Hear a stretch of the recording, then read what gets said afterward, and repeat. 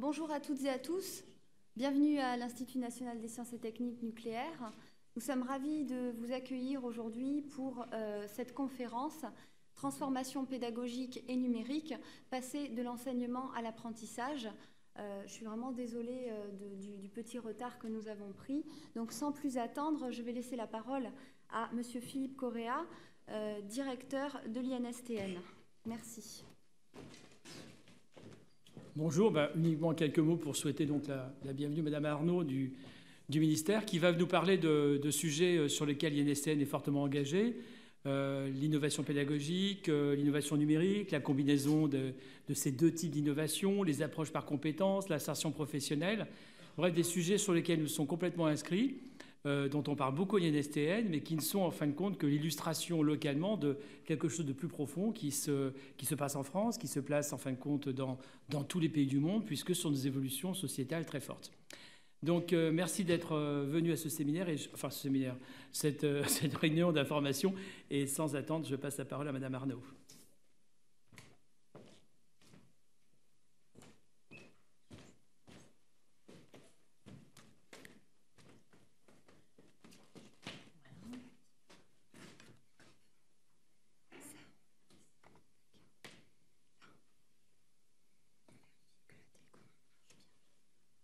Sinon, je peux. Oui. D'accord. La petite flèche ici. Oui. Je pose mon cas. Bien, écoutez, merci d'être aussi nombreux, parce que j'ai cru comprendre que vous n'étiez pas si nombreux que ça. Donc, c'est bien d'être venu, de vous être déplacés. Je remercie la direction et l'équipe de gouvernance donc de m'avoir invité et de me donner une fois de plus l'occasion d'échanger avec des enseignants-chercheurs qui ont les mains dans le cambouis et dont la réussite de leurs étudiants occupe beaucoup et de temps et de, on va dire, de motivation, donc le système limbique. Voilà. Alors, tout de suite, je suis neuroscientifique, donc bien au fait de tout ce qui est motivation, construction de circuits nerveux, etc., etc. Donc, je suis biologiste et non pas des sciences de l'éducation. Donc, je ne vais pas utiliser de termes qui soient difficiles à appréhender pour des scientifiques durs, comme vous l'êtes ici. Okay, voilà. Donc, si vous avez des questions, il ne faudra pas hésiter à m'interrompre. Et je laisserai mon diaporama aux collègues pour qu'ils puissent en profiter, en abuser autant qu'ils voudront, si ça peut les aider à vous accompagner dans la réussite de votre mission. Voilà. Alors, donc, je fais partie d'une nouvelle mission au ministère. On existe depuis à peine 3 ans, ou 3 ans et demi déjà même. Donc, on commence à faire bouger bien les lignes et c'était tout à fait opportun de venir vous expliquer quel était le contexte actuel et qu'est-ce qui se passe un peu partout en France. Et je m'en réjouis parce que je suis ancienne experte de Bologne et je peux vous dire que ça a déjà eu lieu il y a une vingtaine d'années dans beaucoup d'autres pays et que c'est bien que la France en fait s'y mette. Voilà, s'y mette. Alors, donc, on a choisi de vous parler plutôt de l'approche par compétences aujourd'hui, puisque si j'ai bien compris, tout ce qui est numérique, vous avez en gros tout ce qu'il vous faut. Ce qu'il faut peut-être développer dans l'école, c'est l'accompagnement. Alors, tout ce qu'il vous faut en outils. Après, ce qu'il faut développer, c'est l'accompagnement. Comment est-ce qu'on va développer ces pratiques sur les usages qui peuvent être faits à partir de ces outils. L'important, ce n'est pas vraiment l'outil. Ce qu'il faut, c'est que vous soyez à l'aise avec ces outils. L'important, c'est plutôt la démarche qu'il y a derrière. Le fait d'utiliser du numérique va vous obliger à conduire une réflexivité quant à vos approches pédagogiques. C'est-à-dire que le fait d'utiliser un outil, on ne va pas le faire comme ça. Il va falloir scénariser, il va falloir comprendre où on veut aller et comment on va y aller avec les étudiants. Et du coup, ça va demander un vrai travail de fond. Donc le numérique, il a vocation à vous aider dans vos missions pédagogiques, mais ça va demander un investissement de votre part, au-delà de l'investissement numérique pour l'INSTN, bien sûr, mais c'est surtout pour vous donner du temps, pour vous approprier ces techniques et voir en quoi ça peut être potentiellement utile pour aller plus loin et réussir vos apprentissages. Je pense que ce que vous vous dites tous, c'est que vos étudiants rentrent dans la salle pour suivre une activité d'enseignement, et vous vous dites, si quand ils sortent, ils sont complètement différents, j'ai gagné. Sinon, j'ai perdu mon temps. Et eux aussi. Voilà. Ça, c'est votre leitmotiv quand vous rentrez dans la salle de cours, quel que soit le mode d'enseignement que vous allez délivrer. C'est ça, hein, on est d'accord. On est tous d'accord sur ce qu'est l'apprentissage. L'apprentissage, c'est absolument pas apprendre par cœur. Ça, c'est pas de l'apprentissage. On triture la mémoire, les différents types de mémoire, mais on ne va pas faire un cours sur la mémoire ici. L'apprentissage, c'est vraiment comment je modifie mes circuits nerveux en fonction de ce que je viens de vivre. Et en quoi, du coup, je vais pouvoir l'exploiter par la suite pour être plus performant ou pour être capable au moins d'apporter des réponses à la situation. C'est ça l'apprentissage, ça n'est rien d'autre. Et quand on parle d'expertise, c'est qu'on est super capable de se servir de ces apprentissages, de les transformer, voire de les enseigner. Donc là, on est expert. Okay ? On est tous d'accord sur ce vocabulaire-là. Donc quand on parle d'enseignement à apprentissage, ça veut dire comment je vais, de manière pragmatique, passer d'une approche cours, donc basée, centrée sur la discipline, donc sur des contenus, et comment je vais passer en mode d'apprentissage, c'est-à-dire que je vais faire émerger chez mes étudiants des capacités, des aptitudes, des savoir-être qui vont mobiliser les connaissances que je vais tenter de leur transmettre, mais j'enseigne, mais apprennent-ils, c'est la question à se poser. Et donc, s'ils apprennent bien, comment je fais en sorte qu'ils soient capables de se servir de tout ça? Donc, je vais donc bien devoir donner du sens à mes enseignements. Ça tombe bien, parce que la motivation, elle passe par là. Mais la motivation, ça ne suffit pas. Quelqu'un peut être motivé et dire « Ouais, j'arrête de fumer demain. » Mais est-ce que vous allez le faire? Je ne demande même pas ici, je sais qu'il y a des gens qui vont lever la main, ils vont dire « J'y arrive pas ». Donc, on est d'accord pour dire que la motivation et l'engagement sont deux choses différentes. Donc, comment moi, enseignant, je ne m'arrête pas au milieu du gué, je vais jusqu'au bout pour que mes étudiants s'engagent. Donc, je vais passer en mode active, en méthode active, en enseignement. Je vais les mettre dans des projets, je vais les responsabiliser. Je vais bien leur faire comprendre que moi, je suis là pour les accompagner, mais moi, je ne peux pas prendre à leur place. Donc, qu'est-ce que je vais créer comme situation d'apprentissage pour que ça change cette modalité, le rôle de chacun, d'eux et de moi, vis-à-vis de ces objectifs d'apprentissage? C'est bon? Vous avez compris? Bon, c'est bon, je peux partir. Tout expliqué. OK? Bon, voilà. Voilà le but, un petit peu, tout ça. Alors maintenant, comment on fait tout ça? Avec tout ce que vous connaissez comme frein sur le terrain, l'organisation qui ne s'y prête pas, parce que vous demandez une salle particulière. Moi, je ne veux pas un amphi, je veux une salle où je puisse bouger les tables. Ah, bon, d'accord. Moi, j'ai besoin qu'on soit à 2 dans la salle et pas tout seul, parce qu'on fait des choses, on accompagne les groupes, et voilà. Donc, comment je négocie avec ma direction pour que la direction soit réceptive à ce genre de demande? OK, etc., etc. Comment le directeur, enfin le responsable, ce qu'on appelle le DSI, je ne sais pas si vous avez le même vocabulaire que moi, j'en sais rien, le responsable du système d'information est OK pour qu'on travaille avec un e-portfolio, puis un e-portfolio flexible qui est capable de répondre à tout ce qu'on demande aux étudiants. Donc pas que la présentation des choses, mais vraiment le e-portfolio d'apprentissage, le e-portfolio d'évaluation, le e-portfolio de développement personnel et professionnel. D'accord? Donc, on a besoin de souplesse, de flexibilité, d'adaptabilité. C'est ça la vraie transformation pédagogique et numérique.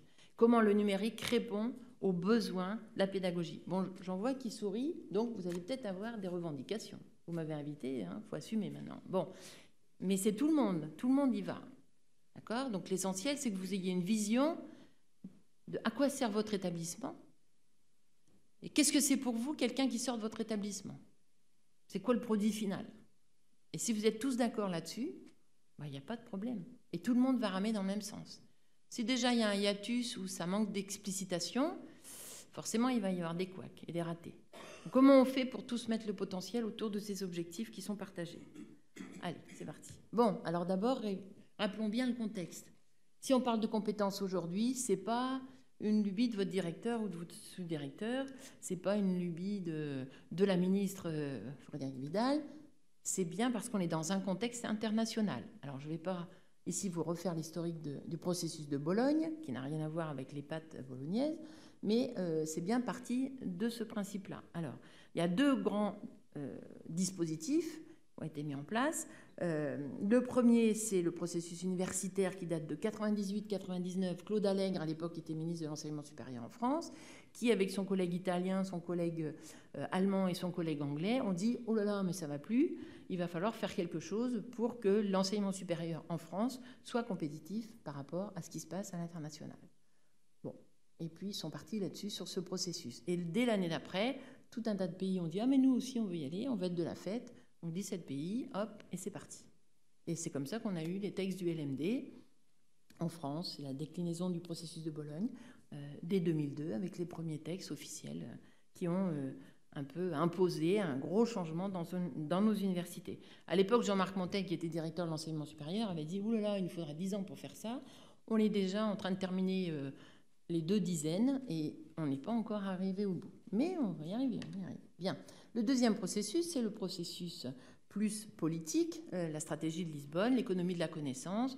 Ceux qui parmi vous sont investis dans les CCSTI, les centres de vulgarisation et de culture scientifique, je suppose qu'il y en a, eh bien, savent bien de quoi je veux parler. Bref, ces 2 processus maintenant sont bien convergents. Ça devient un peu plus lisible pour tout un chacun. Et c'est ce qui conditionne le contexte international dans lequel on évolue et dans lequel on a des objectifs bien précis pour l'enseignement supérieur, partout dans les pays signataires de Bologne, mais en particulier en France. Et je vous rappelle la tenue de la conférence interministérielle qui aura lieu en mai 2018 à Paris. Donc c'est nous, les Français, qui allons animer cette conférence de Bologne. Voilà. Donc c'est très important et moi je m'en réjouis, puisque je trouvais quand même que le processus de Bologne, plus personne n'en parle. Et donc ça a permis de remettre un peu le couvert et de refaire comprendre aux gens, attention, c'est pas n'importe quoi, on est dans le processus de Bologne, comment on travaille en bonne intelligence dans ce cadre-là. Bon, le processus de Bologne, c'est quelque chose qui est alimenté par tout un tas de monde et pas juste un petit groupe de personnes. Donc ça concerne des millions d'étudiants et puis aussi des milliers d'établissements. Alors, bon, voilà, ça c'est Bologne, ok, vous êtes là-dedans, donc je vous invite à faire de l'auto-formation et aller voir sur les sites, par exemple de l'agence Erasmus+, pour récupérer de la biblio si ça vous intéresse. Ou sinon, je reviendrai, on fera une journée sur Bologne, mais bon, voilà, ça n'a pas un intérêt plus que ça. Alors, le but, moi, ce qui m'intéresse ici, c'est de vous faire ressortir ce qu'on a sorti de tout ça. Et pourquoi on l'a changé, et pourquoi on est toujours en train de changer. Alors d'abord, parce qu'on cherche à harmoniser, d'accord ? Harmoniser ne veut pas dire homogénéiser. C'est-à-dire, pas question de faire en sorte que toutes les universités soient les mêmes, toutes les écoles soient les mêmes, et d'un pays à l'autre ou dans un même pays. Ce n'est pas le but. Le but, c'est de se comprendre, de faire en sorte que chacun sache lire ce qui se passe chez les autres. Et du coup, de pouvoir organiser la mobilité de manière intelligente. C'était le premier enjeu, c'était la mobilité. Et là, on voit bien que ça glisse vers plutôt de la coopération, de la collaboration, et comment ensemble on est compétitif par rapport aux autres systèmes à l'international. Et vous avez une composante internationale très importante, donc c'est très important de piger ça. D'accord ? Alors, les mots-clés que vous devez reconnaître, c'est qualité. Vous êtes entré dans une démarche qualité. Il y en a qui en sont conscients, d'autres pas. D'accord ? Qualité, donc on dit, oh là là, mais de quoi il se mêle le HCRS ? C'était l'AERES avant. Notre leitmotiv, c'est de détruire le HCRS. Alors ceux-là, ils ont fumé la moquette parce que c'est pas possible. On est dans le processus de Bologne, ça veut dire qu'on doit rentrer dans les processus qualité, c'est obligatoire, et que chaque pays est examiné de ce point de vue-là. Et fait partie de l'ANCA. Ça veut dire que toutes les agences qualité doivent être réglo avec tout ça. Donc le HCRS, il va. D'accord ? Il travaille là-dessus. Et donc nous, on doit se baser là-dessus. Nous, en tant qu'enseignants-chercheurs de base, on doit comprendre cette démarche qualité. Et donc, est-ce qu'il y a un VP qualité chez vous ou un directeur adjoint chargé de la qualité? C'est vous? Eh bien, voilà. Eh bien, voilà. Voilà. Bien. Voilà. Donc, le monsieur doit vous expliquer où vous devez aller. Et puis, lui, il va devoir mettre en place ces dispositifs pour mesurer que d'où vous êtes parti et où vous êtes allé, eh bien, ça colle. Ou au contraire, ça colle pas. Et comment on fait évoluer les dispositifs pour répondre aux enjeux qu'on a déterminés tous ensemble, enfin, que vous aurez déterminés par rapport à la politique nationale. Donc vous êtes autonome, les établissements sont autonomes, mais ils ne sont pas indépendants. Il y a une politique nationale, et donc vous devez cadrer avec cette politique nationale, et avec les enjeux qualité qui sont définis par le HCRS ou les commissions qui vous donnent vos titres, etc. etc. OK ? Voilà. Mais ça, vous le savez parfaitement, bien sûr. Donc la qualité, c'est un enjeu énorme pour tout le monde. Mais si vous réfléchissez, vous, votre activité personnelle, elle est bien basée sur la qualité aussi, sauf si vous en fichez de faire des cours qui servent à rien, ou... Enfin, ça dépend où vous mettez le curseur. D'accord ? Donc on est tous dans une démarche qualité, on cherche à s'améliorer pour remplir au mieux nos fonctions, okay ? Pour atteindre nos objectifs, qu'ils soient personnels ou professionnels. Lisibilité, donc vous l'avez compris, il est clair qu'il faut que nos diplômes soient lisibles. Or, pour qu'ils soient lisibles et compréhensibles par tout le monde, par les autres établissements, mais aussi par les étudiants, par leurs familles, par les recruteurs, il faut que tout soit rédigé dans un langage commun. Et ce langage commun, c'est pas être capable d'utiliser une dérivée pour calculer une surface. Ça, il y en a qui ne vont pas savoir ce que ça veut dire. Je prends un exemple bateau, simple, caricatural. Comme ça, s'il y a des littéraires dans la salle, ils comprennent ce que je dis aussi. Mais du coup, ça veut dire qu'il faut que tout le monde passe sur un langage commun. Ça veut dire quoi ? Ça veut dire une compétence. Compétence, tout le monde sait ce que c'est. Comprend. Enfin, normalement, ouais, je suis d'accord. Mais on va y revenir. Bon. Donc, lisibilité. Attractivité. À partir du moment où vous devenez lisible, compréhensible, vous attirez. Un étudiant qui choisit une formation. Oh là là, moi, je ne comprends pas ce qu'ils font, là. Par contre, là, j'ai bien compris. Et j'ai bien compris les finalités, j'ai bien compris ce qu'ils font, et du coup, ce qu'on va attendre de ma part. Je vais peut-être plutôt m'inscrire ici. Donc, les problèmes d'attractivité sont liés aussi à cette lisibilité, cette, on va dire, compréhensibilité partagée. La flexibilité, c'est quand même bien que dans le monde actuel, on soit hyper flexible. Ça veut dire que tout le monde puisse avoir accès à l'enseignement supérieur dans les meilleures conditions possibles. Donc, on va développer le numérique aussi pour ça, la formation à distance. Pourquoi pas passer un examen à distance, hein, on est en train de développer des dispositifs là-dessus. Pas de problème, ça doit pouvoir se faire. Et puis, vous êtes paumé en pleine campagne ici, hein, excusez-moi, mais j'avais oublié. J'étais déjà venue visiter Soleil, mais là, je dis au curé. Bon, alors, donc la distance, c'est bien. Et puis à l'international, c'est bien de développer la distance. Bon, flexibilité, ça veut dire quoi ? Parce que je suppose que, comme partout, vous avez un gros tuyau qui s'appelle formation initiale et un gros tuyau qui s'appelle formation continue, et puis que les gens ne se parlent pas trop parce que, c'est confortable d'avoir des périmètres. Bien, voilà. C'est fini, ça. Hein, on est dans le processus de Bologne, donc la formation tout au long de la vie. Et tout le monde doit travailler ensemble. Ça veut dire que vos formations, elles sont destinées à accueillir tout étudiant qui a envie de faire des études. Donc, ça peut être un vieux de 80 ans, hein. Ça peut être un jeune qui sort du bac ou, je sais pas, enfin, en fonction de vos filières. Peut-être pas, je ne sais plus trop par cœur ce que vous faites exactement comme filière, mais bref. Donc, il faut que tout le monde puisse avoir accès à vos formations. Okay ? Bon, ça, c'est très important. Donc, on va se placer en FTLV. Mais ça veut dire qu'on n'a pas du tout les mêmes façons de voir les choses. Parce que ceux qui sont en formation continue, ils vont venir chercher des compétences. Eux, ils savent ce qu'ils viennent chercher. Ceux qui sont en formation initiale, eux, ils sont habitués à avoir des cours de maths, des cours de physique, des cours sur la radioactivité, machin, et mécanique des fluides et tout. Ah ben non. Donc, il va vraiment falloir modifier la façon de s'exprimer et de communiquer. Voilà. Bon, il y en a des challenges, hein, ça fait 10 minutes que je parle, mais votre collègue, il commence à... Bon. Et puis enfin, des mots-clés, c'est l'employabilité et la mobilité, mais ça, il n'y a pas de souci là-dessus. C'est déjà ça de gagner. Bien, alors, donc le contexte, c'est bien la construction de l'espace européen de l'enseignement supérieur. C'est ça le mot magique, C3ES. Bien. Donc, les défis dictés par ce C3ES, on l'a compris, c'est la dimension européenne de la qualité. Donc, les défis étaient dictés donc, par le processus de Bologne, et c'était surtout lié à la qualité. Et rien que ça nous fait changer tous nos comportements, notre vision de nos missions les uns et les autres. Bon, alors, levier, c'était un levier pour changer. Et donc, quand on explique ça aux gens, ils comprennent un peu mieux le décours depuis les années 2000. En fait, pourquoi on a essayé tellement de changer l'enseignement supérieur. Et on a plus ou moins réussi, pas toujours. Alors d'abord, la culture de la qualité. Bon, il y a certains secteurs, en particulier scientifiques, où la notion de qualité, c'est quelque chose de très développé, c'est l'essence même. Mais il y a aussi beaucoup d'autres secteurs où ce n'était pas le cas. Quand on a commencé à parler de qualité aux enseignants dans les universités, quelqu'un qui est dans une licence générale, utile de vous dire que ça, c'est pas mon problème. Voilà. Donc cette démarche qualité, elle n'était pas si évidente à faire passer.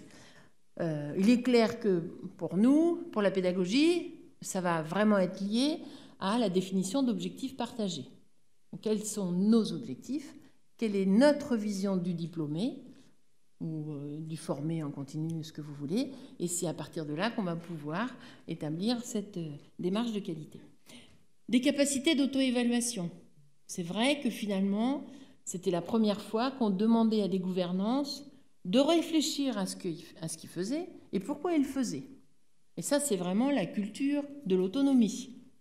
Or, on n'en est pas encore là. On en est là dans beaucoup d'endroits, mais il y a encore des endroits où on demande toujours au ministère de prendre les décisions. Or, c'est pas ça. C'est la gouvernance doit être capable de s'auto-évaluer. Mais moi, enseignant-chercheur de base, je dois aussi être capable de m'auto-évaluer. Est-ce que je fais mon boulot correctement ou pas? Je dois me poser des questions. Vous le faites pour la recherche. De toute façon, il y a la sanction publique derrière. Mais est-ce que vous le faites pour la pédagogie? Donc, c'est vraiment un travail à faire. Alors, ça peut se faire individuellement, ça peut se faire en groupe, ça peut se faire accompagné, etc., etc. Donc, ça, c'est à vous de voir comment vous voulez l'organiser. Donc, ça veut dire aussi que vous faites de l'évaluation des enseignements par les étudiants, mais que cette évaluation, elle n'est pas là juste parce que le ministère l'impose, mais elle est là parce que pour vous, elle vous permet de rentrer dans une démarche d'amélioration progressive. Quand vous faites à l'extérieur une formation ou un séminaire ou autre, vous distribuez un petit questionnaire d'évaluation pour savoir si les gens sont satisfaits ou pas. Et du coup, on va essayer la prochaine fois d'améliorer si ce n'est pas bien répondant à ce qui était attendu au départ, ou si ça ne remplit pas le cahier des charges qui était défini au départ par les financiers. Voilà. Donc ça, c'est la moindre des choses. Puis dans les universités, dans les écoles, il y a de l'argent public, donc la moindre des choses, c'est de rendre des comptes. Donc de se poser des questions et d'accepter de répondre aux enquêtes d'évaluation. Donc ça a forcément des impacts importants sur la gouvernance, et que le collègue qui décide tout seul de ce qu'il fait dans son coin, ça ne colle plus. Le collègue, il n'est pas indépendant. Il est autonome dans ses choix pédagogiques à partir du moment où ça répond aux missions auxquelles il est assigné, mais il n'est absolument pas indépendant, c'est de l'argent public. Donc là, il y a vraiment des discours à faire changer. Vous devez sentir de qui je fais allusion. Mais j'en dirai pas plus, je suis politiquement correcte. Alors, impact sur la gouvernance des établissements, donc impact sur tout un chacun, et sur les relations de confiance avec la société. On démontre que nous faisons bien notre boulot avec l'argent du citoyen. Sinon, on change de métier, on va ailleurs, on fait autre chose. L'évolution vers des stratégies de communication, donc des efforts, parce qu'on dit toujours la communication, on s'en fiche. Non, la communication, elle a un rôle important de clarification par rapport à nos publics, par rapport à nos clients, entre guillemets, si on a des partenaires extérieurs qui viennent faire leurs courses chez nous, au niveau des diplômés et autres. Et puis, on a un effort de clarification vis-à-vis de la société en général et de compréhension mutuelle. Engagement en faveur de la dimension sociale. On a un rôle aussi important qui est comment on sert aussi d'ascenseur social, comment on amène un maximum de gens à la réussite, comment on les amène à s'insérer correctement dans la société. Dimension sociale, développement personnel et professionnel tout au long de la vie. Donc la question aussi qu'on doit se poser, dans cette école comme ailleurs, c'est comment j'assure le développement professionnel de mes collaborateurs.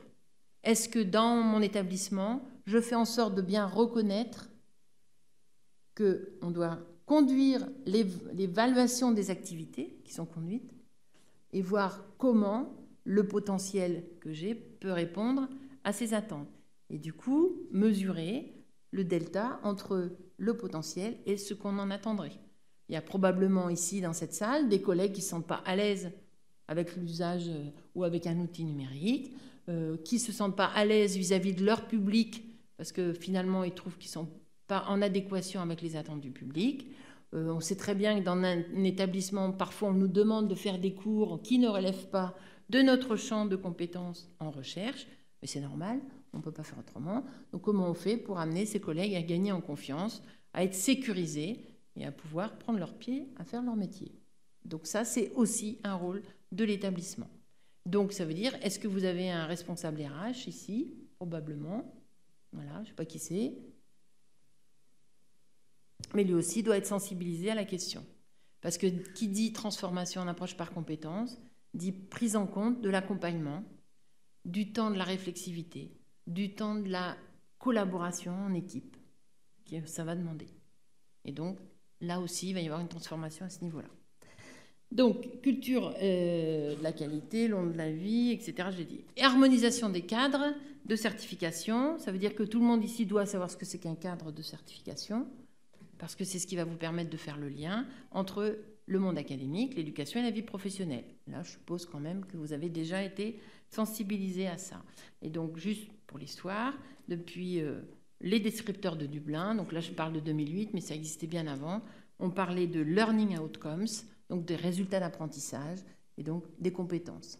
D'accord ? Parce que sous ce mot compétences, on va mettre tout ce qu'on va permettre de faire émerger chez l'étudiant.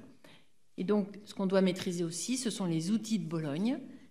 Donc, les ECTS. Qu'est-ce que c'est qu'un crédit ECTS? Tout le monde ici, normalement, devrait savoir ce que c'est. Et c'est bien au-delà d'une unité de mesure d'une maquette de formation. Qu'est-ce qu'on met derrière un ECTS? Voilà. Alors, c'est-à-dire?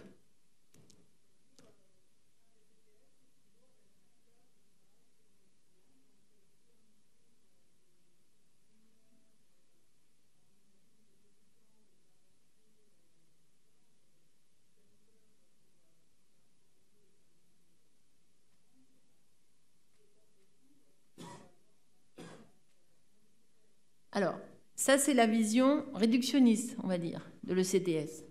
Qu'est-ce que c'est qu'un ECTS? En fait, c'est la quantité de travail qui est demandée à l'étudiant à partir de votre activité pédagogique. Donc, ce n'est pas forcément une heure de cours. Moi, voilà. Ce qu'il faut bien... Oui, mais il n'y a pas de souci, ne vous inquiétez pas. Je sais bien que vous avez compris, parce que vu ce que vous faites, ce serait malheureux que vous ne l'ayez pas compris. Par contre, il faut le mettre sous une forme où tout le monde va s'y retrouver, va comprendre ce qu'on veut dire. C'est-à-dire que cette ECTS correspond à 25-30 heures de travail. Alors, on a plutôt tendance à dire maintenant c'est plus 25, vu les jeunes qu'on a dans nos amphis, mais voilà. Donc, ces 25 heures, ça correspond au travail que vous demandez aux étudiants. Alors, ce n'est pas forcément une heure de cours, c'est ce que vous allez demander à vos étudiants. Alors, ça veut dire le temps qui va passer en présence avec vous, dans une salle. Le temps qui va passer à distance. For security reasons, you are asked to leave the building by the nearest exits. Please leave quickly, but without hurrying. C'est les heures qu'il va passer à travailler en groupe. Donc c'est le travail individuel, mais c'est le travail aussi en groupe. C'est à distance, en présence, et donc toute catégorie de travail. Une heure à la bibliothèque ou pas, etc. Donc vous interrogez vos étudiants pour savoir, voilà, nous on a monté telle unité d'enseignement, ça vaut tant de crédits ECTS. Et vos étudiants, vous les interrogez, est-ce que vous trouvez que finalement c'est trop cher payé ou pas assez cher payé, etc., etc. Et ça se négocie. Ça veut dire qu'il faut aussi admettre que la première année qu'on monte un nouvel enseignement, on a approximativement évalué, mais on n'est peut-être pas sur la bonne valeur et qu'il va peut-être falloir la réajuster. Oh, alors là, je vois déjà celui qui s'occupe des maquettes dans l'école, il me dit « mais qu'est-ce qu'elle raconte, celle-là, elle va me mettre le bazar ». D'accord? Donc c'est pour ça qu'il faut anticiper les choses au maximum. Hein, pour quand vous êtes prêt à signer le contrat avec le ministère, ça y est, c'est calé. Mais ça, c'est clair qu'il faut envisager tout ça. Alors moi, je dis que je rêve, mais quand même, le jour où on a tout compris, c'est qu'on arrête de calculer le service des collègues en heures de présence étudiant, ce qui n'a plus de sens, mais en heures de travail provoquées chez l'étudiant. Et quand moi je vois certaines maquettes, je dis aux collègues, mais attendez, vos étudiants, là, ils n'ont pas le temps de boire, de manger, de dormir et de faire ce que vous voulez. C'est pas possible. Réfléchissez un petit peu. D'accord? Bon. Donc ça, c'est quelque chose à prendre en compte. OK? Et puis, il n'y a pas un cours qu'on doit dire, celui-là, il coûte plus cher que l'autre parce que c'est une matière plus noble ou quoi que ce soit. Non, ça n'a rien à voir. C'est quel travail ça procure derrière. Ça demande derrière. OK ? Voilà. Et donc, le jour où on calculera les services des collègues comme ça, eh ben, c'est qu'on aura tout compris. Alors, si vous me parliez de terrain d'expérimentation, allez-y, faites-nous des propositions, on les examinera et si ça nous convient, on les valorisera. N'est-ce pas ? Voilà. Bien. Donc, ça, c'est très important. Les ECTS, de bien comprendre ce que c'est. Le supplément au diplôme, vous savez ce que c'est. La déclinaison française, c'est la fiche RNCP, donc le répertoire d'inscription à la certification professionnelle. Mais là, c'est franco-français. Et l'intérêt de ces outils, c'est qu'on donne les objectifs en compétences. Ça veut dire qu'on certifie que ces compétences-là, qui sont affichées dans ces documents, elles ont bien été développées. Elles sont bien certifiées. Nous avons vérifié que les étudiants les possèdent bien. Parce que ce n'est pas le tout d'afficher des référentiels. Faut-il encore démontrer que ce que vous avez affiché, vous l'avez atteint, réalisé. Ça, c'est encore autre chose. D'accord ? Bien. Et le portfolio, ça, j'en ai déjà parlé tout à l'heure. L'idéal, c'est le portfolio pérenne, c'est-à-dire un étudiant rentre dans le système et il garde son portfolio tout au long de sa vie, avec quelque chose qui est responsive design, c'est-à-dire qui est lisible sur son téléphone, sur sa tablette, son ordi, n'importe où, on s'en fiche, et puis avec un système en open access. Donc on a pour ça une journée nationale sur le portfolio le 6 avril à Annecy, si ça vous dit. C'est le réseau RENAPSUP qui organise ça. C'est gratuit, vous avez juste à vous payer le train et l'hôtel, parce qu'Annecy, c'est quand même pas... Voilà. Et on va parler du portfolio, donc la démarche portfolio, et des outils numériques qui existent déjà sur le marché et qui sont très performants. Je vous glisserai dans le creux de l'oreille lequel, si vous n'en avez pas encore, lequel je vous conseille de prendre. Mais je n'ai pas de royalties là-dedans, et ce n'est pas notre boulot, nous, à la MIPNES. Notre boulot, c'est de vous expliquer la démarche, puis après, les outils, ben, voilà. Bien, alors, donc, vous savez qu'il y a les fiches RNCP, les textes, ok, les blocs de compétences, on commence à en parler, mais là, on n'est pas trop au point là-dessus encore. Et puis, les référentiels de mention, licence, master qui sont en train d'être discutés, doctorat qui va sortir ou qui est sorti, qui est inscrit au RNCP. Donc, là aussi, tout ça, ça doit vous servir de colonne vertébrale pour monter une formation. D'accord ? Ça n'a pas d'autre ambition, et ça a l'ambition de rendre lisibles les choses. C'est-à-dire que, je dis n'importe quoi, mais une licence de mécanique à Lyon 1, une licence de mécanique à Poitiers, bah quand même, l'étudiant, il a à peu près le même bagage. Après, il y a des petites floritures qui sont liées aux spécificités des labos, mais quand même, la licence, c'est un diplôme qui doit être assez similaire d'un endroit à l'autre. Alors après, si vous passez dans les compétences et que ces compétences sont bien lisibles et bien certifiées, bah, ça donne un net plus aux diplômés, c'est clair. Bon. Alors, donc vous avez bien compris qu'on est dans un complet changement de paradigme. Ça veut dire quoi ? Ça veut dire qu'on ne centre plus les dispositifs sur les contenus, mais on les centre. Alors, normalement, partout dans les textes politiques, on dit on les centre sur l'étudiant. Moi, j'ai envie de vous dire, vous pouvez toujours centrer tout ce que vous voulez sur un étudiant qui ne veut pas travailler, ça ne sert à rien. Donc, il vaut mieux centrer les choses sur les apprentissages. D'accord ? Et puis, dans une courbe, vous savez, une courbe de Gauss, comme d'habitude, vous avez un côté où les étudiants, quoi que vous fassiez, vont réussir. Donc, ça va. Un autre côté où, quoi que vous fassiez, réussiront pas, parce qu'ils ne sont pas engagés, et puis finalement, ils sont là, mais ils ne savent même pas pourquoi. Peut-être avoir la carte pour payer moins cher le bus ou le cinéma ou je ne sais pas quoi. Et puis, au milieu, il y a la grosse masse. Donc, comment on fait shifter le sommet de la courbe le plus possible vers les valeurs positives. D'accord ? Donc, on va se centrer plutôt sur ces apprentissages-là. Donc, ce qui nous intéresse, c'est le profil du diplômé. Ça fait au moins 4 fois que je vous le dis, mais c'est la méthode du clou en pédagogie. Hein, on répète, puis ça finit par rentrer. Et puis, on n'est plus en fonction des contenus disciplinaires, mais on n'est bien ni de la durée de la formation, parce que ça, c'est encore un discours contre lequel je m'élève et quand même, on commence à faire changer les choses. Je prends l'exemple de la licence. La licence, c'est 3 ans. Qu'est-ce que ça peut faire que la licence soit faite en 4 ans ou en 5 ans. Si, au départ, il y a un deal clair qui est fait avec l'étudiant, un contrat pédagogique. Et si, inversement, l'étudiant il est capable de faire sa licence en 2 ans, pourquoi l'en empêcher, si le dispositif lui permet ? Ça, c'est quand même très franco-français aussi, comme blocage. D'accord ? Donc, faire en sorte qu'il y ait des vrais contrats avec l'étudiant. Alors après, ça va demander peut-être un aménagement des frais d'inscription. Mais si on fait les choses intelligemment, raisonnablement, ça devrait pouvoir se faire quand même. Et puis ça responsabiliserait aussi tout le monde, ce qui serait pas mal. Hein, enfin, bon, là c'est pas moi qui l'ai dit, hein, c'est vous. D'accord ? Bien. Alors, donc, le profil du diplômé, c'est important. Et donc, on le donne en compétences, en apprentissage.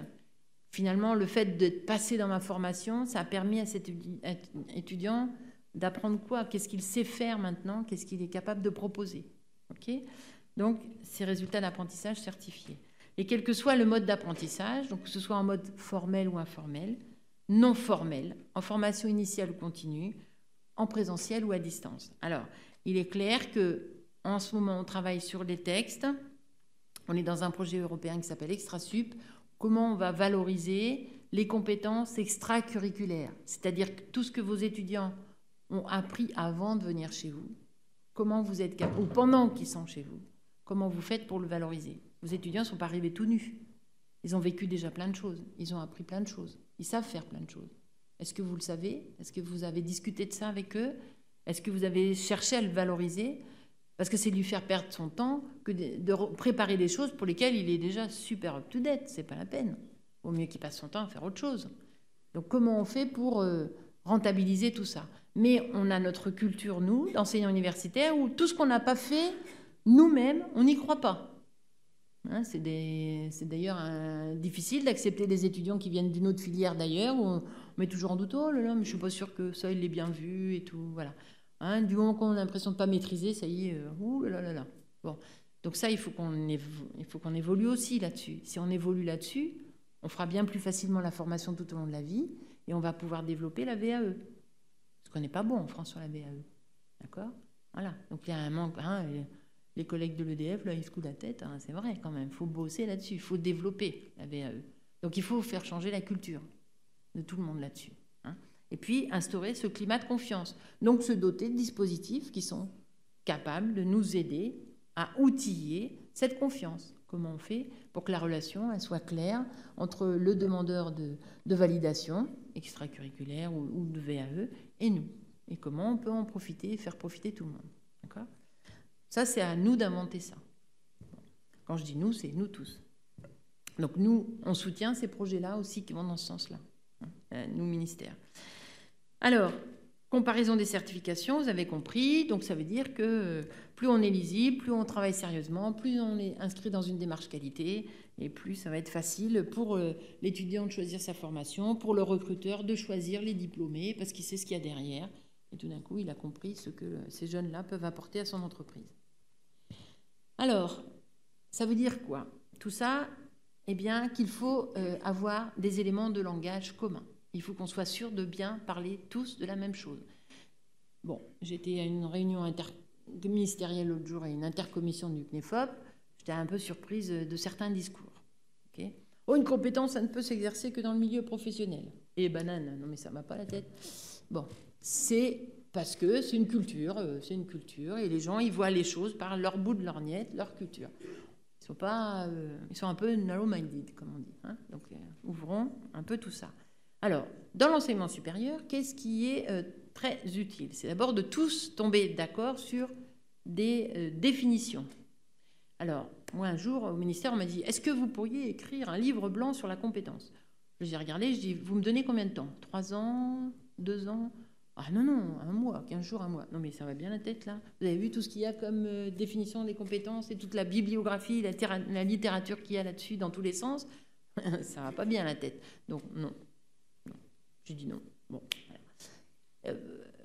Ça n'est pas utile. Par contre, il faut que nous, dans notre communauté, on sache ce qu'on met derrière ce mot compétence. Et que les recruteurs sachent ce qu'on y a mis, pour qu'eux comprennent ce qu'on veut dire. Et eux aussi, ils ont un gros effort. Parce que ce qu'on nous a dit l'autre jour, c'est clair que les recruteurs sont loin de rédiger leur annonce d'emploi de manière très lisible aussi. Et qu'on a du mal à faire matcher les deux.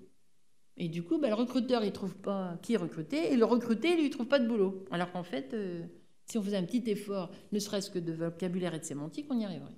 Bon. Alors, en tout cas, dans l'enseignement supérieur, qu'est-ce que c'est qu'une compétence ? Alors, on va s'appuyer pour ça sur des gens qui sont spécialistes, qui ont fait toute leur carrière de recherche là-dessus, qui savent de quoi on parle. Et on ne va pas se fier à certaines définitions qui courent par-ci, par-là, où chacun y met son petit grain de sel, sans avoir vraiment réfléchi, lu toute la littérature et bien digéré tout ça. Alors, moi, je vous en propose 3 ici, qui sont consensuelles généralement et qui peuvent fonctionner. C'est celle de Jacques Tardif, qui date de 2006. J'ai juste oublié l'année, mais vous la rajouterez. Donc, c'est un savoir-agir complexe, prenant appui sur la mobilisation, combinaison efficace d'une variété de ressources internes et externes à l'intérieur d'une famille de situations. En gros, moi, je suis là, individu, j'ai un cerveau, je suis capable de mobiliser tout ce que j'ai en moi, ce que j'ai déjà construit en moi, tous mes circuits nerveux qui servent à ça, et puis tout ce que je suis capable d'aller récupérer à l'extérieur, je suis capable de mobiliser tout ça et de m'en sortir et de proposer des réponses à un problème. D'accord ? C'est ça, c'est uniquement ça, ça veut dire. Ok ? Famille de situation, ça veut dire dans un contexte qui soit à peu près proche. Je suis en licence, les contextes vont être à peu près similaires. Et puis plus on va avancer dans le cursus et plus on va se retrouver avec des contextes qui vont différer. Et du coup, je serai compétent quand je suis capable de m'adapter à ces contextes proches et je serai expert quand je serai capable de transférer ces compétences dans n'importe quel contexte. Ce que tous ici, nous savons. On est enseignant-chercheur, que diable, on le sait, on est expert. Dans notre domaine, on sait le faire. Donc, comment on va amener nos étudiants à ça ? Donc, c'est pour ça qu'il faut, quand on donne des référentiels, il faut aussi faire attention au niveau de compétences qu'on recherche, et que ce ne soit pas les mêmes, par exemple, en fin de licence ou en fin de master. Parce que là, il y a un problème. Ou en fin de doctorat. D'accord ? Bon, donc, cette idée de développement de la compétence est très importante. Et cette idée aussi dynamique de développement de la compétence, de l'activité, et c'est en ça que les travaux de Jean-Claude Coulet et ses collaborateurs sont intéressants. Publication 2011, mais il y en a eu d'autres, où là, il introduit cette notion de dynamique, d'organisation dynamique de l'activité, avec des réafférences qui vont faire qu'on construit et on développe la compétence au fur et à mesure. Donc, si on se place dans un contexte d'apprentissage, il est clair qu'un examen one-shot en fin de semestre, ça ne cultive pas une compétence. D'accord ? Mais c'est bien tout au long du semestre qu'on va veiller à ce que cette compétence est en train de se construire. Ou une partie de cette compétence, parce que ça va être complémentaire à ce qui va se passer avec le semestre suivant ou l'année suivante, etc. Et que tout ça, on va le mettre en exergue dans des activités d'intégration, comme le stage, comme le projet, etc. Donc des choses pour lesquelles l'étudiant va être obligé de mobiliser tout ce qu'il a appris depuis qu'il est avec nous pour pouvoir s'en sortir. Parce que vous faites tous des stages avec des grilles critériées, parfaitement définies, avec des compétences. Vous ne mettez pas en place des stages parce que c'est dans les maquettes. On est d'accord. Bon, mais j'ai rien dit. C'est pour ceux qui ne sont pas là que je dis ça. D'accord. Bien. Vous savez, il y a du vécu derrière, vous inquiétez pas, je suis comme vous. Hein. Bon, allez. Donc, cette définition, elle peut convenir aussi.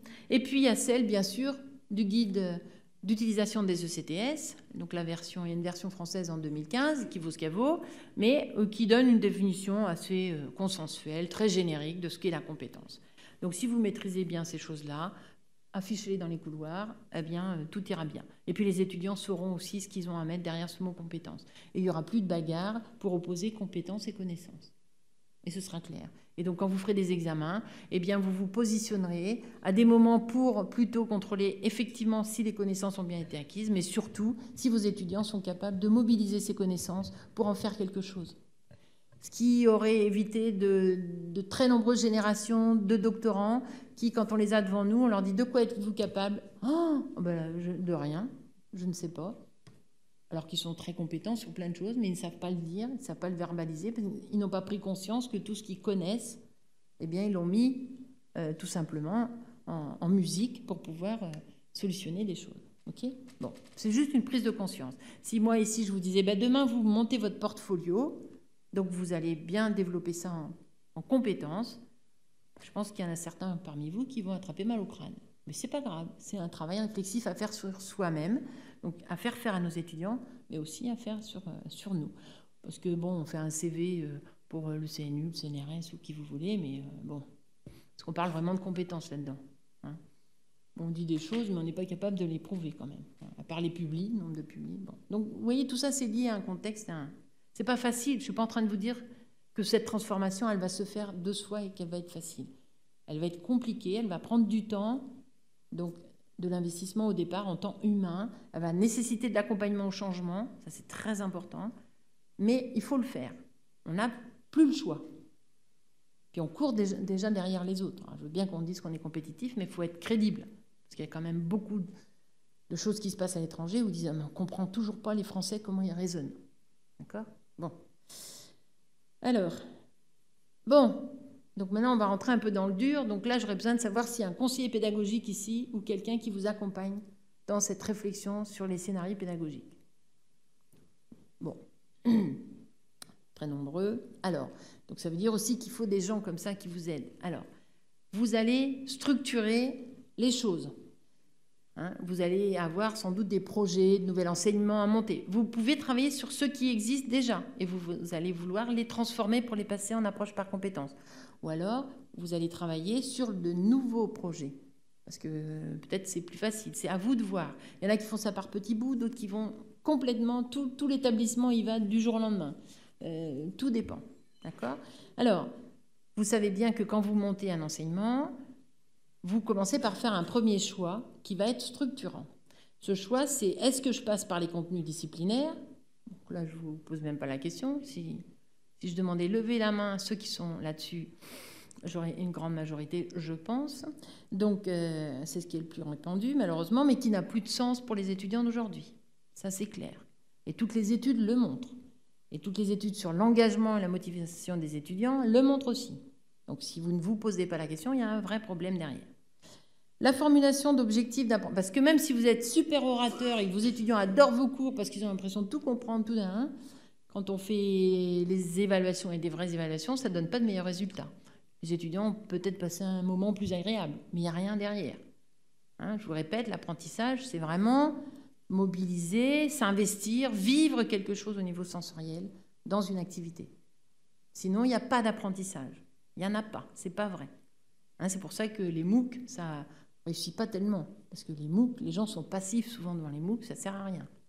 Si par contre vous demandez un véritable engagement, là ça peut marcher. Mais s'ils ne sont pas bien accompagnés, ça ne marchera pas non plus.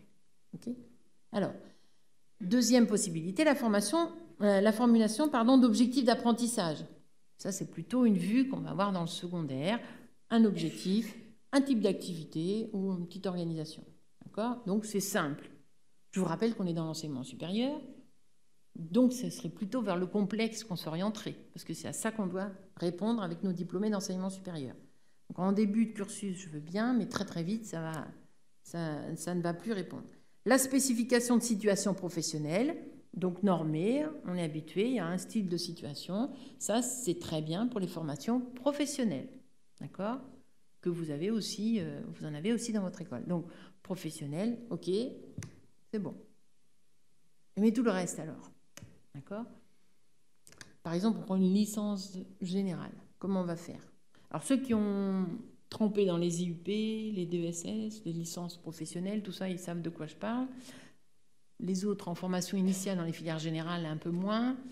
Et parmi vous, donc, il y en a aussi dans les formations diplômantes qui sont très, on va dire, très sur les contenus disciplinaires et pas assez sur les compétences. Donc, comment on peut changer ça ? Donc là, on va travailler sur un canevas qui est dicté par les compétences qu'on a définies au départ. D'accord ? Alors, soit c'est un référentiel qui vous a été imposé, soit c'est un référentiel que vous avez construit vous-même. Toujours est-il que vous avez un référentiel. Voilà. Nos objectifs, nos compétences que l'on veut viser, ce sont celles-ci. Et alors, on ne prend pas un truc de 3 pages. Parce que si en 2 ans ou en 3 ans, vous arrivez à développer des grandes compétences, quelques grandes compétences, c'est déjà pas mal. Après, est-ce que c'est vraiment des compétences ou des capacités ou des sous-compétences, ou vous appelez ça comme vous voulez, à se poser la question. D'accord ? Donc ça, c'est vraiment une réflexion de fond à mener. Alors, une fois que vous êtes tombé d'accord sur un référentiel, comment vous allez faire ? Alors, si c'est une formation très ponctuelle et tout, il n'y a pas de souci. Si c'est une formation diplômante, il va falloir que vous généralisiez cette approche par compétences. Alors quand moi je vais dans les établissements, souvent je pose des questions et on me dit « Ah oui, mais nous, l'approche par compétence, on connaît. » Ah bon, alors donnez-moi des exemples. Dans quoi vous avez de l'approche par compétence? Lieu de méthodologie, par exemple. Bon, ok. Lieu projet professionnel de l'étudiant. Bon, ok. Lieu de stage, quand il y a une grille critériée. Ok, bon. Mais lieu qui est à côté, là, lieu de mathématiques, machin, là, que vous appelez, il y a quoi là-dedans? Ah ben non, là c'est des maths, c'est du disciplinaire. Ah, donc vous n'êtes pas en approche par compétence? Bah si, vous voyez bien, il y a 3 lieux où je suis en approche par compétence. Ah mais non, mais ça c'est pas de l'approche par compétence, tel qu'on l'entend là. Comment vous démontrez que vous arrivez à atteindre le référentiel de départ? Alors je leur demande même pas comment vous évaluez cette compétence-là. Parce que alors là c'est encore plus... Bon, alors on se pose et on passe. Si on veut faire ça vraiment total, globaliser l'approche par compétence, on va se mettre en approche programme. Alors, qu'est-ce que c'est que ce truc? Approche programme, il y en a qui connaissent, d'autres pas. Approche programme, c'est juste un cadre structurel. Et on va travailler de manière un peu différente, parce que l'enseignant-chercheur, sa spécificité, c'est qu'il est tout seul sur Terre, il fait ses petites choses, ses collègues ne savent pas trop ce qu'il fait, il voit juste que les étudiants y râlent, parce que des fois, on répète 2 fois la même chose, et que l'étudiant, il commence à en avoir marre, qu'on perd son temps. Mais, voilà, c'est quand même ça, la culture de l'enseignant-chercheur. Bon, alors là, en approche programme, ça ne marche pas. En approche programme, on a un cadre structurel. On s'appuie sur un référentiel qui est partagé par tout le monde, je vous l'ai rappelé. Donc le responsable de la mention, machin, ou du diplôme, truc muche, il a le choix, il a un management correct d'équipe pédagogique. Alors, soit il vient avec ses gâteaux au chocolat et puis tout se passe bien dans la négociation, soit il vient avec les boîtes de pansement parce que les gens vont se casser la figure pour tomber d'accord, pour dire ça c'est important, ça c'est pas important, etc. Bon. Donc, on va partir de ce référentiel et puis on va bien regarder ce que chacun va apporter à ce référentiel. Et c'est ça l'approche programme. Donc, on a un profil qui est défini au départ sur lequel tout le monde est d'accord et on ne sort pas de la salle tant qu'on n'est pas d'accord. Parce que sinon, ça va remettre tout le temps, tout en cause, c'est pas possible. On ne va pas y arriver. Donc, on fait ça. Première chose à faire. Moi, je vous dis, la première fois où j'ai mis mes biologistes avec des physiciens et des matheux, ça a été très chaud. Mais on y est arrivé. Ça a mis du temps, mais on a fini par y arriver. Et après, on a fait un truc super. Et d'où se sont émergées de nouvelles idées. Et c'est ça qui est bien. Mettre ensemble des gens qui sont de cultures différentes, c'est important. Donc, travailler en équipe pédagogique, tout le monde sait ce que l'autre fait et en quoi il contribue à construire le diplômé avec les autres. Donc, on va travailler avec des matrices. Et donc, on est en mode projet. L'équipe pédagogique est en mode projet. Et on met en place, au départ, un accompagnement au changement. Quand ça, c'est tout à fait nouveau. Quand ça roule, après, il n'y a plus besoin. Mais au début, il y a besoin d'aider. Alors, pourquoi on va choisir l'approche par compétences? Eh bien, vous l'avez compris, d'abord pour donner du sens aux apprentissages. Donc les étudiants vont arrêter d'aller sur Facebook, de répondre à leurs SMS et tout, de faire plein de choses. Mais ils vont vraiment participer au cours, ça va être interactif, ça va bouger, et ils sont contents, ils travaillent, et quand ils sortent, ils sont fatigués, et vous aussi, mais tout le monde est content. Tout le monde a eu le cerveau qui s'est transformé. Même vous, parce que quand vous êtes comme ça, vous apprenez aussi beaucoup de choses de la part de vos étudiants. Pour permettre à tout étudiant de construire une trajectoire de développement. Parce que là, peut-être que vous aviez dit, comme moi je l'ai fait pendant longtemps aussi, vous avez dit à vos étudiants, on vous donne des tranches de saucisson, chacun vient avec sa spécialité, et puis à vous de vous débrouiller de reconstituer le saucisson. Ou alors on est en train de construire une voiture, chacun met une pièce, mais ne s'occupe pas trop de savoir ce que l'autre a fait, il a intérêt à avoir bien fait pour que la pièce colle bien, mais on ne se tracasse pas comment il a fait. Donc ça ne marche pas. Ça ne marche pas en approche par compétence, on est d'accord. Bon. Il y a 3 conceptions erronées qui freinent généralement l'approche par compétence. Parce que les gens pensent que la théorie doit précéder la pratique. C'est archi faux. La littérature le démontre largement. Moi-même, je l'ai très souvent expérimenté. Par exemple, moi, j'enseigne aussi en psycho avec des amphis de 600. D'accord ? Et il y a une année, il y a mon collègue qui me téléphone, il dit « Tu ne vas pas être contente, Patricia, tu vas rouspéter, parce que je ne peux pas mettre tes cours magistraux avant tes travaux dirigés. » D'accord? Vous voyez le nombre de travaux dirigés, de groupes que j'ai. Alors déjà, ça me gonfle parce que répéter 50 fois la même chose, franchement, c'est pas marrant. Mais alors là, il m'annonce que mes cours ne peuvent pas avoir lieu avant. Et c'était quoi comme cours? C'était un cours sur l'imagerie cérébrale. Là, ça vous parle, l'IRM, tout ça. Imaginez des psychologues de L2 qui arrivent, qui... Et la dame, là, nous fait faire des exercices là-dessus, mais comment on va faire? Eh ben, j'ai pas dormi pendant une semaine, hein, parce que j'ai dit, comment je vais m'en sortir? Mais comment je vais m'en sortir? C'est la première fois que ça m'arrivait. Eh ben, j'ai inventé des trucs avec des jeux de cartes. Un jeu de cartes par technique, et j'ai mis les groupes ensemble, et collaboratifs, et tout, et c'était génial. J'en ai bavé la première année, mais franchement, les étudiants adoraient. Et ils avaient de super bonnes notes en imagerie, ce qui était la première fois depuis le temps qu'il existe la filière de psycho à Poitiers. Ok? Alors, après, devinez ce qui s'est passé. Mon copain Ludo, 3 ans après, m'appelle et me dit « Patricia, tu vas être contente, j'ai réussi à te remettre tes cours avant tes TD. » J'ai dit « Ça va pas, non? Tu me laisses mes TD avant. » « Ah mais non, j'en ai rien à foutre, là tu te débrouilles, mais moi je lâche pas, je fais mes TD avant mon cours. » Parce qu'en cours, ils sont super bons, c'est eux qui font le cours, moi je fais même plus rien. Et ils sont tous contents, et ils sont responsabilisés. Voilà, point. D'accord? Mais des exemples comme ça, il y en a plein. Donc, ne restons pas sur des gabarits fixes et tout. Cours TPTD, pouf, ça n'existe plus. D'accord? Comment on s'organise pour faire des activités intéressantes? Alors, donc la théorie doit précéder la pratique, c'est une bêtise. Susciter les apprentissages morcelés dans une logique de discipline permet de mieux structurer l'apprentissage. Je suis électrophysiologiste, je peux vous garantir que c'est archi faux. D'accord? Et là, on a plein d'exemples aussi là-dessus. Les compétences ne se développent que lors des activités de stage, donc on continue de dire ça. Bah, heureusement que non. Heureusement que non.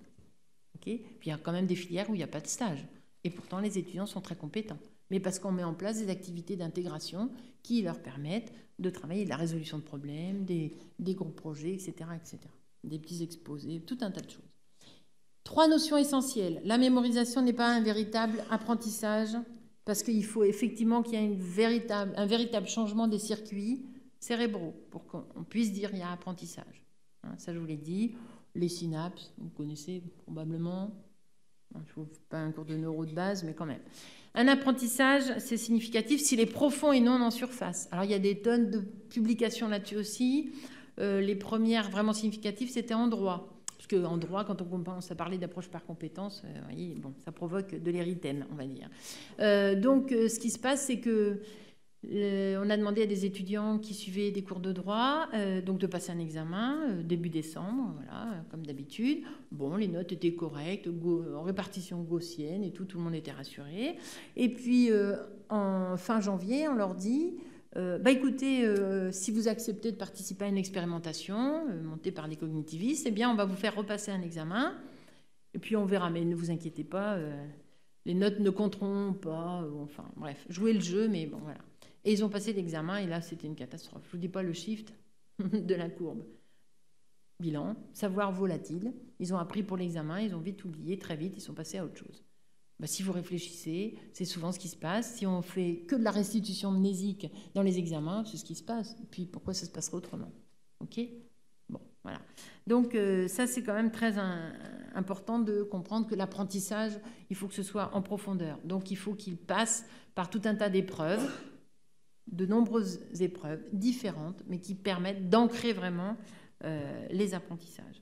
Et puis la motivation, c'est une des conditions indispensables à l'apprentissage. Mais je vous dis, la motivation, c'est une chose. Mais ce qui vraiment marche, c'est l'engagement. C'est comment je fais en sorte que mes étudiants soient responsabilisés et aient envie de s'engager dans la démarche. Parce que la motivation, ça ne suffit pas. Bon, ça, c'était juste pour vous montrer comment on fait bouger le curseur. Donc, vous allez le faire bouger à l'école. Ça, je vous avais dit. Les gens vont arriver... avec un certain cerveau, ils vont ressortir avec un autre cerveau. C'est obligatoire, sauf ceux qui ont dormi et qui n'ont pas écouté. Bon, ceux qui font autre chose pendant que je parle et qui, du coup, n'écoutent pas. Il est clair que ce qui va être déterminant pour vous, c'est comment vous allez déplacer le curseur.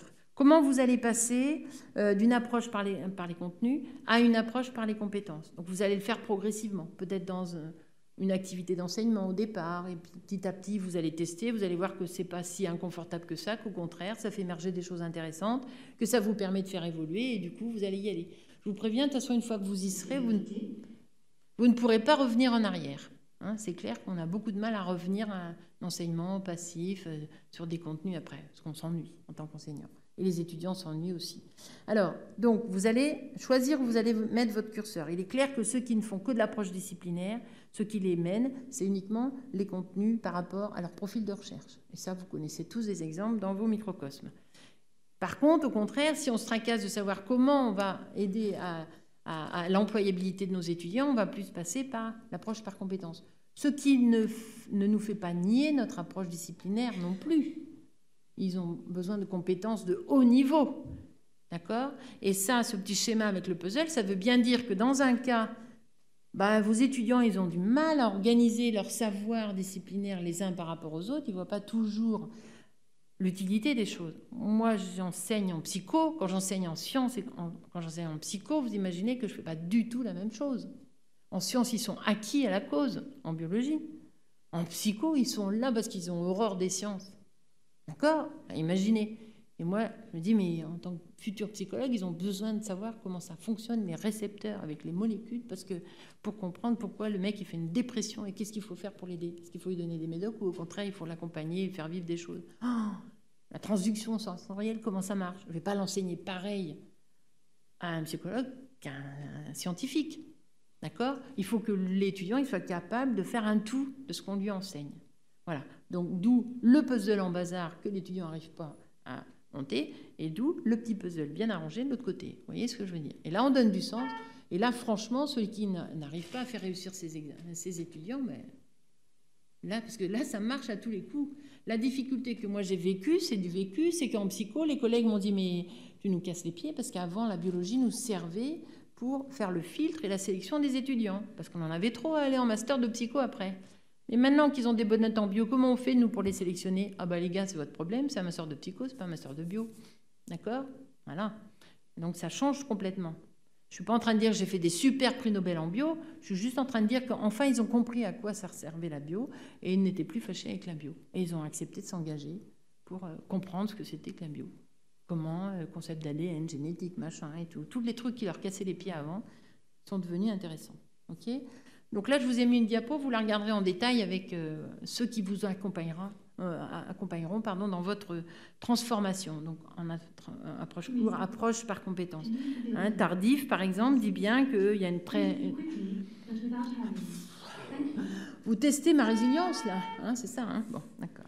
Alors, donc, comme quoi, quand vous êtes en approche court, on comprend bien que c'est morcelé, alors que quand on est en approche par compétence, c'est plutôt un processus continu, logique, de développement de la personne. D'accord ? Donc, servez-vous de ces phrases, changez-les, c'est pas grave, Tardif m'a dit, Jacques m'a dit, mais tu prends le tableau, tu fais ce que tu veux, j'ai enlevé des trucs, j'en ai rajouté, et bien vous faites ce que vous voulez. Bien. Alors maintenant, qu'est-ce qu'on fait ?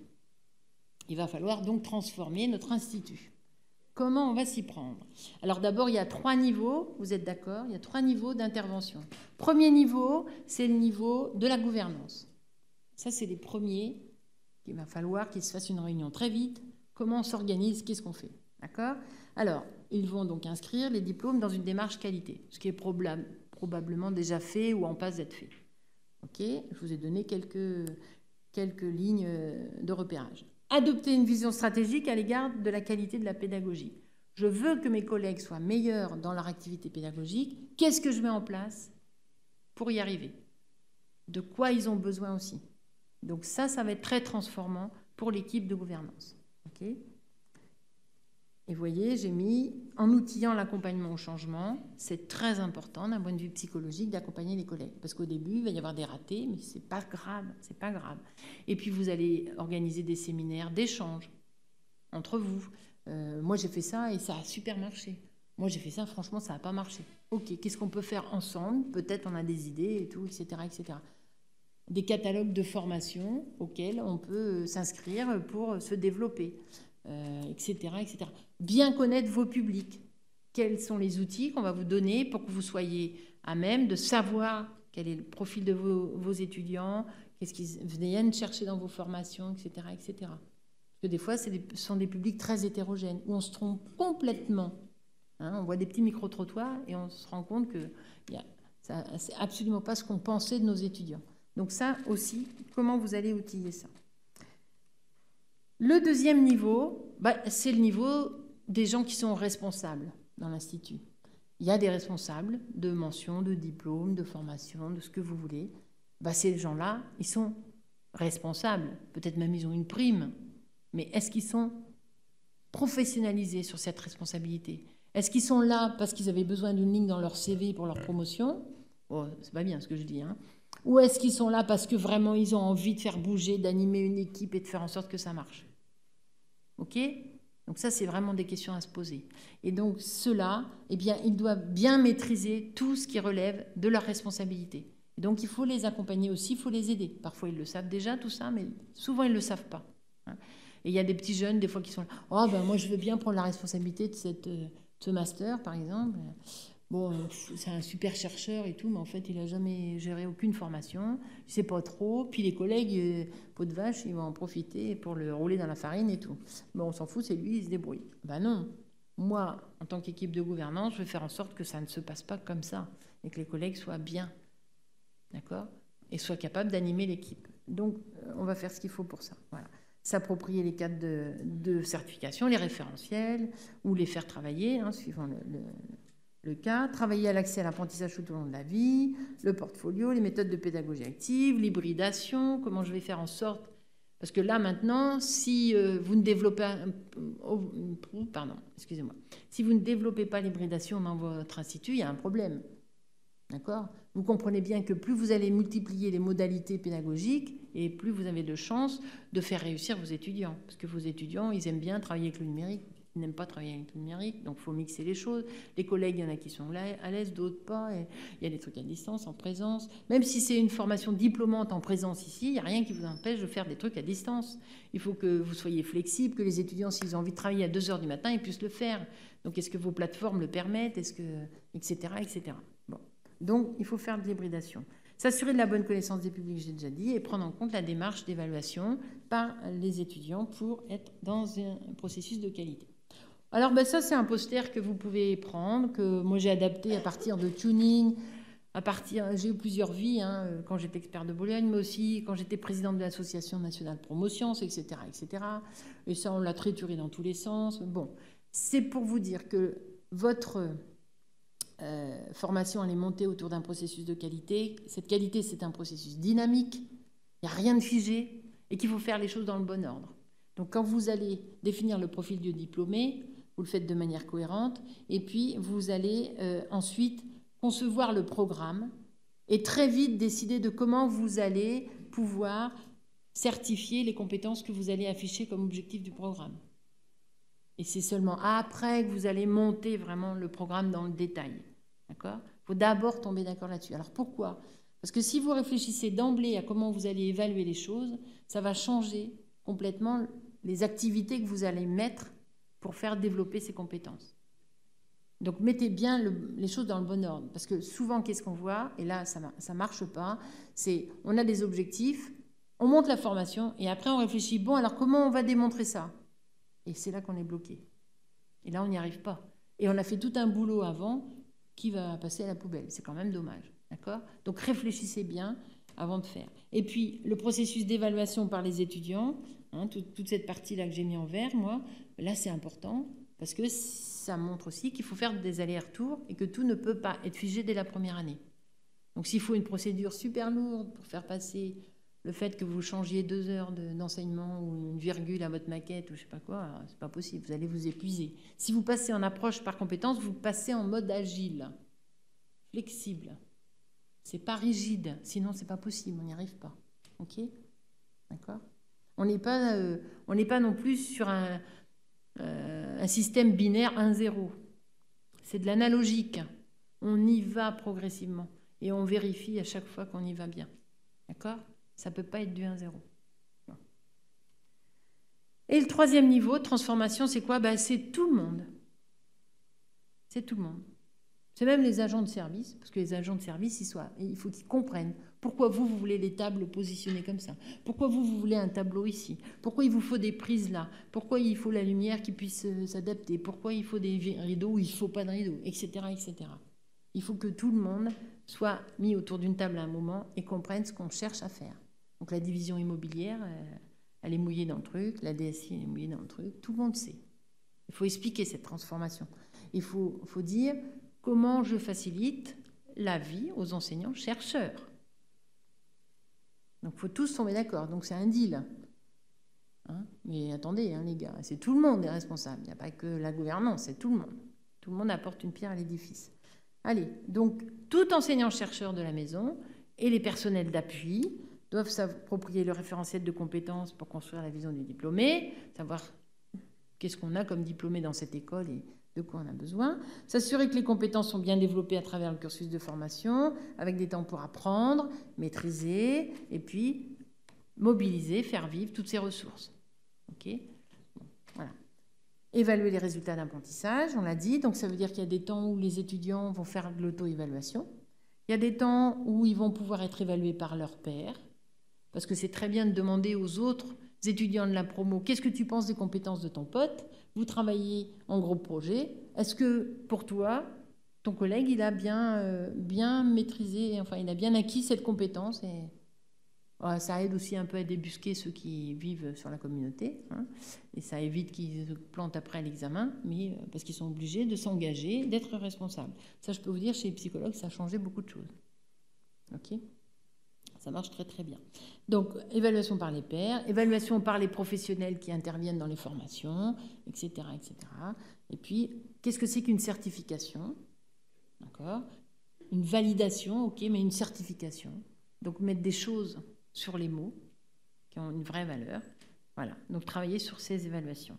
Donc, travailler sur des objectifs cognitifs complexes, sur le développement de savoir-être, attitude, soft skills, savoir agir. Les soft skills, ce n'est pas des compétences molles, comme certains collègues me le disent.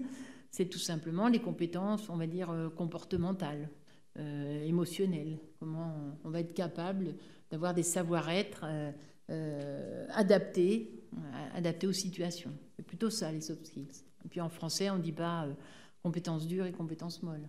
Alors qu'en anglais, ils disent hard skills and soft skills. Ok ? Bon. Le petit schéma ici, c'est en l'honneur de mon grand ami Denis Berthiaume, qui a travaillé longtemps là-dessus, qui a publié d'excellents livres qui sont disponibles en français, donc très facile. D'abord, pour moi, c'est le meilleur chercheur dans ce domaine-là, parce que vraiment, lui, il sait mettre les choses compliquées sous des vocabulaires simples à la portée de tout le monde. Denis Berthiaume. Et voilà le genre de schéma qu'il nous avait présenté à Promotion il y a un certain nombre d'années déjà, qui démontrait qu'il fallait faire attention quand on construisait un programme de formation, à bien montrer qu'il y avait une cohérence entre les différentes phases de ce programme. D'accord ? Alors maintenant, on traduit ça un petit peu différemment, mais plutôt sur ce genre de tableau qui est complètement imparfait, mais ce qui m'importe ici, c'est de vous expliquer un peu comment on va réfléchir. On va construire des matrices. Alors, ces matrices, vous comprenez qu'il y a une entrée, la colonne, c'est les compétences que nous avons décidé ensemble de construire pour nos étudiants. D'accord ? Nous, on veut que notre diplômé, il ait toutes ces compétences-là, ce qui est beaucoup, hein, donc à vous de voir comment vous hiérarchisez ça. Et puis en haut, au contraire, on va mettre tout ce qui va permettre d'alimenter ces compétences. Donc c'est bien, tout le monde est là, toute l'équipe pédagogique est là. Alors, qu'est-ce que vous allez apporter au truc? Alors, vous allez dire, moi, voilà, moi, je suis plutôt là-dessus, j'aimerais bien pouvoir alimenter telle et telle compétence. Voilà, je vais donc faire un cours là-dessus, je vais organiser des activités à partir de ça, et ça va pouvoir faire émerger ces compétences-là. Ok, d'accord, on va mettre des petites croix, après, qui, etc. Et on va remplir comme ça le dossier. Et puis, on va se rendre compte que il y a quand même une compétence qui n'est absolument pas alimentée. Est-ce qu'elle sert vraiment à quelque chose? Oui, elle est indispensable vu l'employabilité de nos étudiants qu'on recherche. Bon, donc il faut recruter quelqu'un à l'extérieur pour que cette personne puisse apporter ce que nous ne sommes pas capables d'apporter. Ou alors, cette compétence, franchement, elle n'est pas si prégnante que ça, elle n'est pas déterminante pour l'employabilité. On peut peut-être l'enlever et faire en sorte que plutôt on s'arc-boute sur d'autres compétences qui sont beaucoup plus importantes pour nos diplômés. Ok, bon, on va faire comme ça. Donc on fait virer cette compétence. Inversement, y a un collègue qui insiste pour passer ses 20 heures de je sais pas quoi. Mais elles servent à quoi tes 20 heures? Il a du mal à les mettre dans une compétence, parce qu'en fait, nous, on sait très bien que ça fait 20 ans qu'il fait le cours et que franchement, ça ne sert à rien. Alors, comment on va faire? On va dire, tu vois, là, non, mais franchement, ça n'alimente aucune des compétences, il y a un problème. Soit tu changes de diplôme, ou soit tu t'adaptes et puis tu nous proposes autre chose. Voilà. Donc, ça va vous permettre de faire du management. Bon, c'est caricatural ce que je dis, mais c'est quand même un peu comme ça que ça se passe souvent. D'accord ? Et puis, par contre, ce que ça vous aide, vous, à voir, c'est qu'on a bien rempli toutes les cases qui étaient indispensables, qu'on a bien assuré un développement sur le nombre de semestres qui constituent les choses, et que vous allez être capable de mettre en place des phases d'évaluation cohérentes avec ce que vous allez proposer. D'accord ? Bon, ben, ça vous aide à mettre de la cohérence dans votre formation et à faire en sorte que vous partagiez tous les mêmes objectifs et la même conduite. Ça veut dire que vous allez pouvoir arriver avec vos étudiants en leur disant, ben voilà, votre premier cours, ça va être une carte mentale. On va partir de là, les gars, et puis on va aller par là. Et puis on va y aller comme ça et tout. Alors, si on fait ça actuellement, quand on n'est pas en approche par compétence, moi, souvent, j'ai entendu des étudiants me dire « Ah oui, mais madame, ça fait déjà 3 fois qu'on le fait. » Bon, ça fait tâche. Ça veut dire que je n'ai pas discuté avec mon collègue. D'accord ? En approche programme, ça ne peut pas se passer. Parce que tout le monde sait qui fait quoi. Bon, voilà. Donc, on est capable d'expliquer aux étudiants pourquoi, si on refait tel concept qui a déjà été vu, oui, mais c'est parce que là, on va le mettre à un cran supérieur et parce que vous en avez besoin pour faire ceci. Et qu'est-ce qu'on fait là ? On donne du sens et les collègues et puis les enseignants, les étudiants sont contents parce qu'ils savent où on va. Et surtout, ils savent ce qu'on leur demandera à la fin à l'examen. En quoi c'est embêtant d'être explicite par rapport à mes attentes envers mes étudiants ? J'ai pas de souci. Moi, quand on me demande des exemples d'examen, de questions, j'ai aucun souci. Moi, je sais ce que j'attends de mes étudiants. Et s'ils travaillent en bonne intelligence pour atteindre ces objectifs, bah, tout le monde est content. Moi, ça ne me dérange pas. Et puis de mettre un 20, ça ne me dérange absolument pas. D'accord ? Voilà. Et si je ne parle pas de gros bars ou juste où il faut mettre des légendes, hein, je parle de rédaction aussi, je parle de plein de choses. Donc c'est comme ça qu'il faut voir les choses. Et là, je peux vous dire, les étudiants, ils sont contents. Mais je pense que si vous aviez eu des profs qui vous avaient fait ça, vous auriez été contents aussi. Moi, j'ai eu un prof une fois, quand j'étais en maîtrise. En plus, une maîtrise difficile avec des certificats d'électrophie et tout, on en a bouffé de la formule et tout. Et des maths, le gars il nous a dit on va faire comme ça, vous allez voir et tout. On a trouvé ça génial, on était tous contents, sauf qu'il ne l'a jamais fait. Attention à ne pas dire ce que vous ne ferez pas, parce que là c'est aussi le revers de bâton, il est dur. Hein. Donc après, quand on est devenu collègue, quand j'étais recrutée, je peux vous dire qu'il en a chié avec moi, hein, mais je ne regrette pas, il avait qu'à faire attention. Bon, on a la dent dure entre nous aussi. Hein. Bon, allez, conclusion, parce qu'il y en a qui doivent partir. Ici, j'ai juste repris ce que j'ai dit tout au long de l'exposé. Donc, bien être explicite, s'approprier tous les outils qui existent, d'accord, accompagner. Tenez compte de ce qui se passe en neurosciences aussi. On connaît déjà beaucoup de choses sur le fonctionnement du cerveau. C'est dommage que vous n'en profitiez pas. À Orsay, il y a ce qu'on appelle l'Institut Villebon-Charpac. C'est un IDEFI en pédagogie qui travaille avec des étudiants en grande difficulté, en décrochage. Ils ont des résultats extraordinaires. D'accord ? Mais la première chose qu'ils ont fait, c'est monter un petit groupe de réflexion où ils lisaient des choses de base sur les neurosciences. Ils ont dit, mais ça, on peut peut-être essayer de voir si on peut le mettre en place. Alors vous, ce n'est pas ce type de client que vous avez, d'accord ? Mais tout ça pour vous dire que vous pouvez aussi tirer bénéfice de ces choses-là, surtout en mathématiques, en physique, où ça pose parfois problème aux étudiants. Bon, les ECTS, vous avez compris. Les espaces physiques d'apprentissage. C'est bien beau d'avoir des chaises à roulettes, des super tableaux, on peut écrire sur les murs et tout, ça c'est fun, ça fait sexy et tout. Mais si vous ne vous en servez pas dans certains scénarios pédagogiques, c'est dommage, ça ne sert à rien. C'est comme avoir un bel ordinateur, si vous n'en servez pas. Il faut absolument que vous ayez de bons outils, mais aussi que vous appreniez à les utiliser. Donc les usages sont aussi importants que les outils eux-mêmes. Alors là, il y a beaucoup de recherches qui sont développées. J'ai proposé des collègues qui sont très forts là-dessus, qui font de la recherche là-dessus, qui peuvent vous aider. Et puis il y a les collègues de l'EDF donc, qui viennent de proposer leurs services aussi, au moins aller tester leurs espaces physiques d'apprentissage, qu'on appelle en sciences de l'éducation les espaces capacitants, n'est-ce pas ? Parce que ça fait émerger des choses. Bon, ça c'est du jargon, c'est pas utile. Bien. Et puis, donc vous allez travailler en équipe pédagogique, c'est quand même peut-être nouveau pour certains ici. En tout cas, c'est nouveau pour beaucoup dans l'enseignement supérieur. Et puis, vous allez faire reconnaître et valoriser votre implication dans la qualité. Ça veut dire que dans l'Institut, vous allez mettre probablement très vite en place un dossier de valorisation pédagogique. C'est-à-dire qu'on va vous demander de dire qu'avez-vous fait pour vous développer professionnellement en pédagogie. Est-ce que vous êtes allé à un colloque ? Est-ce que vous avez assisté à une conférence ? Est-ce que vous avez regardé des choses, lu des choses ? Fait des petites fiches mémo pour tout le monde. Un petit 4 pages tous les 2 mois qui sortirait de l'Institut sur un point pédagogique. Ce serait sympa. Ça peut commencer comme ça, sur des petites choses, mais qui finalement aident beaucoup. Mais il y a déjà énormément de choses qui existent. Donc ne réinventez pas l'eau tiède, allez chercher. Il y a beaucoup de sites canadiens, il y a beaucoup de sites belges, il y a beaucoup de sites suisses qui ont fait ça très très bien. Il y a aussi au Maroc, il y a des choses qui sortent qui sont très bien aussi. Donc inspirez-vous de tout ça. Et puis surtout, j'ai envie de dire, le gros deal pour l'équipe, ça va être vraiment porter politiquement cette transformation pédagogique, parce qu'elle a peut-être déjà lieu quelque part dans l'Institut, probablement, mais les collègues ne sont pas compris ou pas suivis ou n'osent pas le dire, parce que ça ne fait pas bien, il vaut mieux avoir un bon dossier de recherche, hein, on sait comment ça marche. Donc, voir comment vous pouvez motiver les gens pour ça, quel choix d'investissement vous allez faire. Peut-être qu'il y a des formations finalement qui ne sont pas si pertinentes que ça, et vous pourriez enlever quelques moyens là-dessus et les basculer sur d'autres qui sont plus importantes et pour vous plus intéressantes. Et puis, travailler pour une société éthique, équitable, agile et moderne, mais ça, vous pensez bien. Voilà, eh bien, je vous remercie. Alors, juste une info, le 6 avril à Annecy, tous à Annecy, il y aura de la neige pour ceux qui veulent skier. Moi, j'ai mal aux genoux, alors non, dommage, mais c'est comme ça. Donc, allez-y pour le portfolio, ça peut être intéressant, ou au moins envoyez-y une personne. Essayez d'adhérer à RENAPSUP et au réseau des Learning Labs. C'est gratuit.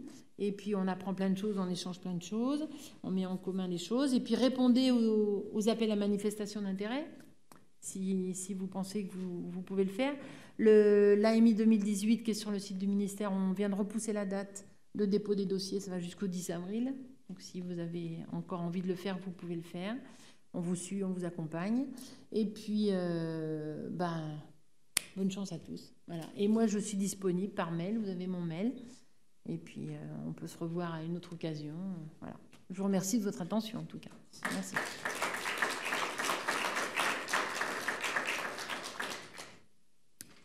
Alors, je laisse. Voilà les diapos. Il y a des diapos pour vous aider sur l'évaluation des compétences. Hein, parce que, enfin bref, vous débrouillez avec ça. Voilà. Bien. Alors, si vous avez des questions.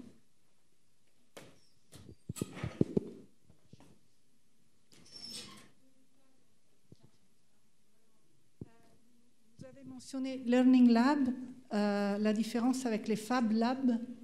Alors, les Learning Labs, c'est vraiment des lieux où on fait en sorte qu'émergent de vrais apprentissages. Un Fab Lab, c'est plus, comment dire, un lieu expérimental où on va fabriquer, c'est-à-dire faire des petites choses. On n'a pas de but particulier au niveau des apprentissages. Ça peut être des choses que les étudiants savent déjà, mais mettent en pratique. Voilà, c'est un peu ça la différence. Learning Lab, c'est vraiment un lieu d'où vont émerger de nouveaux apprentissages. Donc c'est pour ça que travailler dans une salle avec des chaises disposées différemment, des tables particulières et tout, c'est vraiment pourquoi on est placé dans cette configuration. Alors qu'on pourrait peut-être être dans une salle toute simple, il n'y a peut-être pas besoin d'un Learning Lab pour ça. Donc c'est en ça que c'est intéressant de faire venir des spécialistes qui vont vous aider à créer des situations d'apprentissage. Voilà. Et profiter, du coup, valoriser ce potentiel offert par un Learning Lab.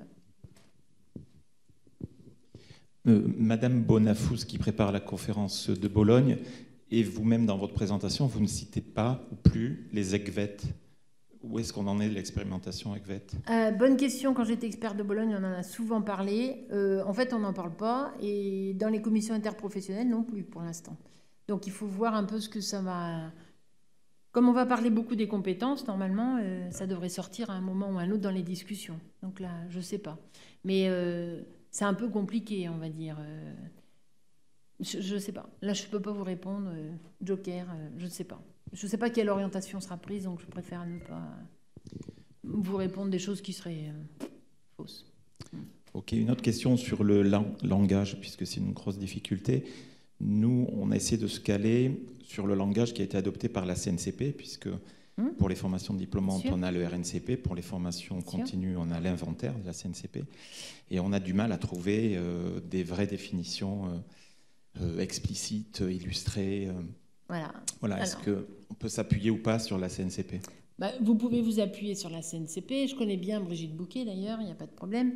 Mais il faut que vous discutiez, vous, monde académique, avec le monde professionnel, pour tomber d'accord sur un vocabulaire commun. Parce que si vous arrivez à tomber d'accord, vous avez une crédibilité et vous ferez plus facilement passer des choses. Et il faut être souple des deux côtés, par contre, hein, parce qu'on voit bien que ce n'est pas forcément le cas. Pour moi, le deal vraiment sociologique là, de ces prochaines années, c'est ça. C'est comment on tombe tous sur un langage commun pour arriver à se comprendre les uns et les autres. Voilà. Donc, rapprochez-vous des domaines professionnels. Alors, on avait lancé les conseils de perfectionnement aussi pour ça, pour aider les collègues au niveau académique à se caler là-dessus. Moi, j'ai monté des IUP quand j'étais responsable à Poitiers, des formations, et il est clair qu'on avait un conseil de perfectionnement, et du coup, ça nous a beaucoup aidé en s'appuyant sur l'expertise des professionnels, qui des fois étaient nos anciens étudiants, donc il y avait encore plus de facilité à nous parler, mais qui des fois n'étaient pas du tout nos anciens étudiants, et on se rendait compte à quel point on utilise un vocable qui est hermétique par rapport à ce que recherche l'employeur. Donc c'est à ça qu'il faut arriver. Et l'employeur, il faut aussi l'obliger à bien formuler ses attentes et ses besoins, parce que des fois, ils ne sont pas clairs non plus. Donc c'est vraiment du dialogue. C'est par là que ça passe. Et le CNCP, Brigitte Bouquet, elle est OK pour évoluer et faire évoluer les choses aussi, hein, parce qu'elle a beaucoup évolué. Hein. Il y a longtemps que je la connais, ça a beaucoup évolué. Mais on n'est pas encore arrivé à quelque chose de... Alors, les fiches RNCP, ce n'est pas rien non plus à rédiger. Donc, c'est un vrai travail de réflexion à faire. Mais il faut faire attention, parce que ce qu'on affiche dans une fiche RNCP, si on n'est pas capable de le certifier, de le garantir, c'est un peu de l'entourloupe. Et c'est pour ça que, pour l'instant, les fiches RNCP, elles ne sont pas forcément crédibles pour tout le monde. Donc, c'est ce travail-là qu'il faut faire. Et ça relève vraiment de la transformation pédagogique. Donc, si vous n'êtes pas en approche par compétence, ça me fait bien rigoler si vous affichez une fiche RNCP. Enfin, ça, je le dis, ça aussi, c'est du vécu. Hein. Parce que moi, j'ai fait travailler les collègues là-dessus. On m'a demandé, tu formes tout le monde. Okay, ça remonte à quelques années. C'est tout au début qu'on parlait de ça. C'était du temps de Madame Charot et tout ça au CNCP. Moi, je me suis retrouvée avec des physiciens et des matheux qui avaient exactement la même fiche RNCP que les philosophes. Parce que les philosophes avaient trouvé que c'était tellement bien rédigé par les physiciens et les matheux qu'ils ont dit, nous, on est d'accord avec ça, on veut ça. Je dis, non, les gars, ça va pas, là. Moi, je sais que je suis en train de recruter un philosophe, donc il faut contextualiser. D'accord ? Et si on contextualise, ça marche. Donc, c'est très important de travailler sur le vocabulaire, sur la sémantique. C'est du vrai boulot de réflexion. D'accord ? Donc, quand je vois un référentiel avec 30 compétences, moi je dis, mais déjà, si vous arrivez à en afficher 7-8, ce serait déjà énorme. Mais de bien les afficher et de bien les certifier. Donc, ayez une ambition moindre. Ça peut être, allez, on impose 3 compétences au moins à toutes les formations. Et puis, tout ce qui relève de ces compétences, vous le faites correctement. Mais très vite, vous allez être coincé parce que en fait, c'est bien plus facile quand c'est toute la formation qui en approche par compétence. Parce que si c'est que des petits bouts, ça va être compliqué. Mais bon. Enfin, c'est vous qui voyez à quelle vitesse vous voulez aller et comment vous voulez y aller. Donc, il faut réfléchir. Mais il faut que ce soit partagé, il faut que tout le monde soit d'accord. Sinon, c'est impossible. Ouais. OK ? Voilà. Another question, please. Si j'ai bien compris, vous avez accompagné donc des équipes sur la mise en œuvre de cette approche par compétences. Quelles sont les principales difficultés ou freins ou contraintes que vous avez rencontrées ? Alors moi, je ne suis pas conseiller pédagogique, d'accord ? Donc en général, je dis, et ils font. Et puis après, je reviens parce qu'ils ont envie de me faire voir ce qu'ils ont fait. Et puis je dis, ouais, c'est cool, c'est bien, c'est vraiment, vous avez compris, ou dire, c'est pas mal, peut-être qu'il faudrait orienter comme ça. Voilà. Et on travaille avec les conseillers pédagogiques qui nous demandent des conseils parfois ou qui savent très bien faire leur métier. Et voilà. Alors les principaux points d'achoppement, c'est quand c'est pas porté politiquement. Ça marche pas. Quand c'est pas reconnu, c'est-à-dire avec des heures de dégagement. On dit ça, on dit même pas des heures de décharge. Parce qu'il ne faut pas dire que c'est une charge, l'enseignement. Donc, on dégage quelques heures pour permettre aux collègues de se former, de se développer, de se poser des questions, de travailler en équipe pédagogique et tout ça. Donc, c'est un investissement, c'est clair. Okay. Qu'est-ce qui ne marche pas ? Le manque d'accompagnement. Quand on lance les collègues en leur disant « Bon, voilà, on passe en approche par compétence ». D'accord ? Ou quand on veut aller trop vite, si l'équipe n'a pas été suffisamment sensibilisée, quand c'est pas explicite. Tout ça, c'est des conditions qui ne marchent pas. Alors, ce que je suis en train de financer là, c'est un petit projet national sur l'étude, on va dire, des conditions de réussite de la mise en place de l'APC. Qu'est-ce qu'il faut faire dans un établissement pour se garantir la réussite du processus, et puis tous les freins à lever, toutes les pierres d'achoppement qu'on va trouver sur le chemin.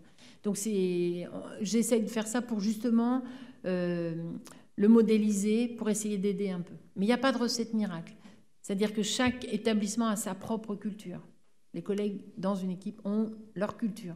Donc il faut que ça s'adapte à la culture, c'est clair. Et il faut que ce soit partagé. Si c'est l'équipe présidentielle ou de gouvernance qui décide toute seule, ça ne suffit pas, ça ne marche pas. Ou alors il faut qu'ils aient vraiment ils aient de la poigne, ils aient des moyens à mettre, des appels à projets, des choses qui fassent que les collègues y vont. Ça marche aussi des fois comme ça. Hein. Et puis, d'un autre côté, si c'est que du bottom-up, que d'une petite équipe qui est persuadée, qui a envie de le faire, ben, elle n'y arrive pas toute seule. Il faut qu'elle soit vraiment soutenue par l'équipe présidentielle. Ce qui est bien, c'est de prendre aussi des exemples. C'est-à-dire qu'une équipe qui le fait, qu'on va soutenir, qui va développer ça, et qui sert de démonstrateur pour les autres après. D'accord ? Il y a aussi le problème des ingénieurs pédagogiques ou des conseillers pédagogiques qui ne sont pas assez nombreux. Et en France, on a un vrai manque de compétences là-dessus. Donc, ce qu'on fait aussi, c'est favoriser le fait que des enseignants-chercheurs qui sont très sensibilisés à la pédagogie, qui ont expérimenté des choses, qui savent que ça marche, ceux-là, on leur demande de bien vouloir consacrer du temps à accompagner les autres. Ils servent un peu de formateurs, d'accord ? Ce n'est pas des donneurs de leçons, c'est juste des gens qui disent « bah voilà, moi j'ai fait comme ça, voilà ce que ça a produit ». Okay ? Et dans ce cas-là, là aussi, ils sont soutenus, ils sont légitimés, parce que sinon, il va se prendre des tomates. Moi, la première fois qu'un ingénieur pédagogique m'a dit moi j'étais responsable de toutes les formations, il me dit je vais t'expliquer, Patricia, comment on fait pour faire de la pédagogie, parce que lui, il était numérique. Non, mais je l'ai regardé, j'ai dit, tu m'as regardé, toi ? T'as quel âge ? Bon, non, j'ai dit, ça va pas la tête. N'importe quoi. En plus, ça veut dire que moi, me remettre en cause, non mais ça va pas, je suis enseignant-chercheur, je vais tout faire. Bon, d'accord. Bon, donc c'est toute une culture psychologique à avoir, à développer. C'est de l'accompagnement.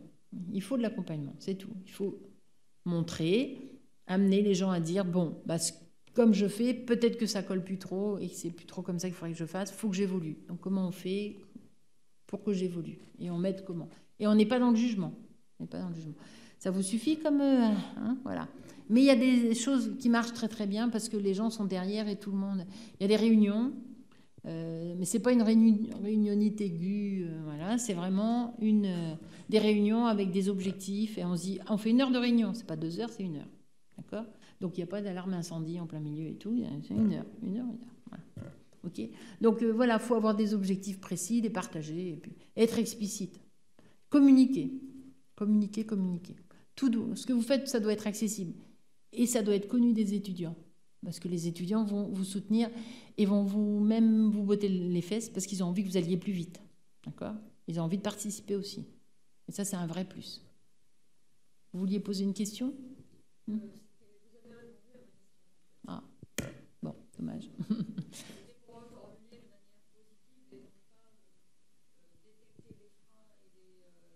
Plutôt les leviers justement de motivation pour engager toute une équipe, parce qu'on sait très bien, et vous l'avez exprimé à plusieurs reprises, il y a forcément des résistances, et la résistance au changement, enfin on la connaît tous, et elle n'est pas seulement dans ce domaine.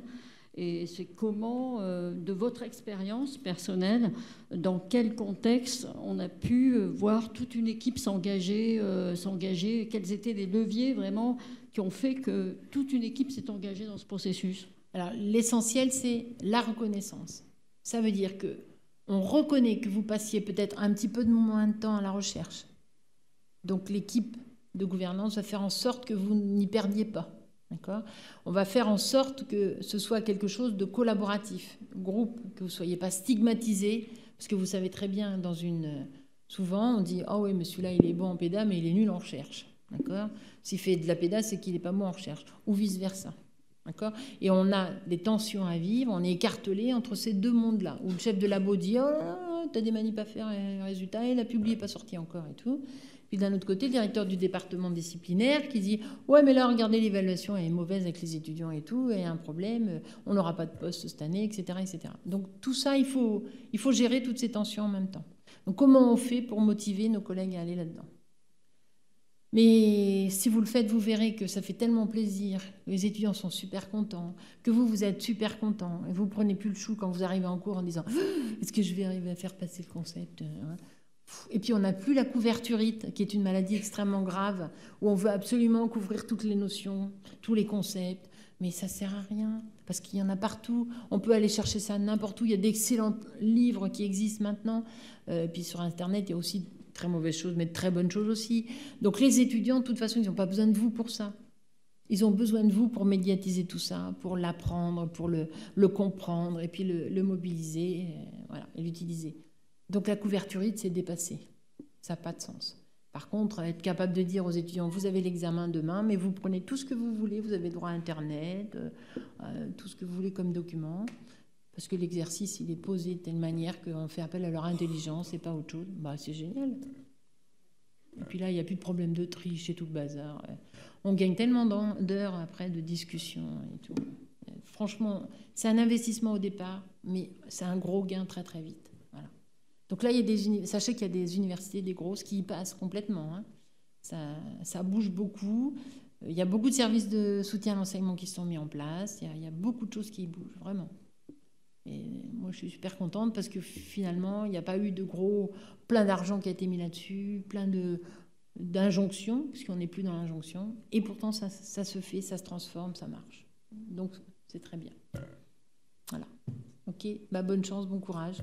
Puis au plaisir de vous retrouver dans un autre contexte, ou dans celui-là. Merci.